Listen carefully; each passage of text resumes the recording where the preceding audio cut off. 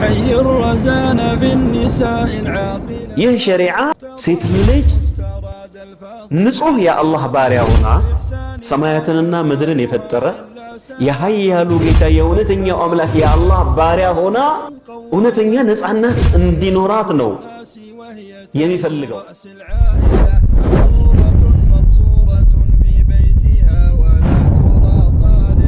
ይህ ሸሪዓ ሴት ልጅ ንጹህ የአላህ ባሪያ ሆና ሰማያትንና ምድርን የፈጠረ የኃያሉ ጌታ የእውነተኛው አምላክ የአላህ ባሪያ ሆና እውነተኛ ነፃነት እንዲኖራት ነው የሚፈልገው። የስሜቷ ባሪያ፣ የወንዶች ባሪያ፣ የአጉል ዘመናዊነት ተገዢና ባሪያ እንድትሆን አይፈልግም። ምንድነው ይሄ የሴቶች እንቅስቃሴ? ሐረከት ነሰውያ ማለት ይሄ አጉል የሴቶች እንቅስቃሴ ምንድነው? ለሴቶች ያተረፈላቸው ነገር ምንድነው? ያመጣላቸው ነገር ምንም ብቻ አይደለም፣ እንደውም ጎድቷቸዋል። ከፍተኛ የሆነ ጉዳት ጎድቷቸዋል። ሴቶች ማንነታቸውን እንዲጠሉ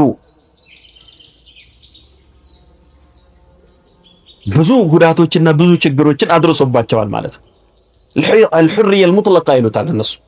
ነፃ ናት፣ ያልተገደበ ሙሉ ነፃነት አላት። የፈለገችውን መልበስ፣ ከፈለገችው ጋራ የመኖር፣ እንደፈለገች የመኖር፣ እንደፈለገች የመሆን መብት አላት ብለው ይሄንን አጉል መብት የተሰጣት መሰላት። አንዳንዶቹ በዚህ ተሸንግለው ከወንድ እኩል ነን፣ ከወንድ ምንም አንለይም፣ ወንድ ያደረገውን ሁሉ እናደርጋለን። ይሄው እንደምታዩት አንድ የዛሬ 2007 እስከ 2009 ፈረንሳይ ሀገር ውስጥ የፈረንሳይ የፍትህ ሚኒስቴር ሆና የተሾመች አንዲት ሴት ትዝ አለችኝ። በዚህ ሐረከት ነሰውያ ውስጥ ከተዘፈቁ ሴቶች መካከል አንዷ ናት እና እርጉዝ ሆና ያው ትዳር ምናምን የላትም፣ ባል የላትም፣ ግን እርጉዝ ናት እና ምን አለች? ለጸነስኳት ልጄ አባት እየፈለኩላት ነው አለች። አባት እየፈለኩላት፣ አባቱን አታውቀው፣ የትም እዛም እዚህም እዛም። ይሄ እንግዲህ ይሄን እምላችሁ ተራ የአንድ ክለብ ዳንሰኛ ወይንም ደግሞ የሆነ ይሄ መንገድ ላይ ምናምን የምትሉት ይሄ ሴተኛ ዳሪ ምናምን አይደለችም፣ ወይም ተራ ሴት አይደለችም። በሚኒስትር ደረጃ ትልቅ ቦታ ያለች ሴት ናት። ይቺ ሴት ለዚህ ለሆዴ ውስጥ ለተሸከምኩት ልጅ አባት እየፈለኩለት ነው አለች። እና እዛ ሀገር ጋዜጠኞች ምናምን የሚሰሩትን ታውቃላችሁ። በየሄደችበት ሁሉ ፎቶ እያነሱ አባት ተገኘለት፣ ልጅሽ አባት ተገኘለት፣ አዎ እየቀረብኩ ነው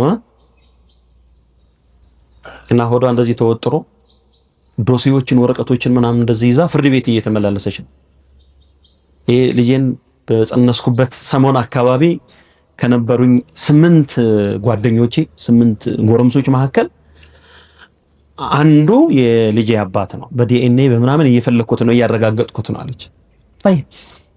አባት በአጉሊ መነጽር የሚፈለግበት ስርዓት፣ እንደዚህ ሴት ልጅ ተዋርዳ ዘቅጣ አክረመኩሙላህ አላህ ያክብራችሁ እንደ ላም እንደ ውሻ